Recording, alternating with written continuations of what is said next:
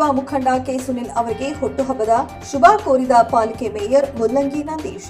ಬಳ್ಳಾರಿ ನಗರದ ಯುವಕರ ಕಣ್ಮನಿ, ಕಷ್ಟ ಸುಖದಲ್ಲಿ ಭಾಗಿಯಾಗುವ ಭರವಸೆಯ ಯುವ ನಾಯಕ ಕೆ ಸುನಿಲ್ ಅವರಿಗೆ ಹುಟ್ಟುಹಬ್ಬದ ಪ್ರಯುಕ್ತ ಬಳ್ಳಾರಿ ಮಹಾನಗರ ಪಾಲಿಕೆಯ ಮಹಾಪೌರರಾದ ಮುಲ್ಲಂಗಿ ನಂದೀಶ್ ಅವರು ಕೆ ಸುನಿಲ್ ಅವರಿಗೆ ಶಾಲು ಹೊದಿಸಿ ಹೂವಿನ ಹಾರ ಹಾಕಿ ಕೇಕ್ ಕತ್ತರಿಸಿ ಹುಟ್ಟುಹಬ್ಬದ ಶುಭಾಶಯ ಕೋರಿದರು.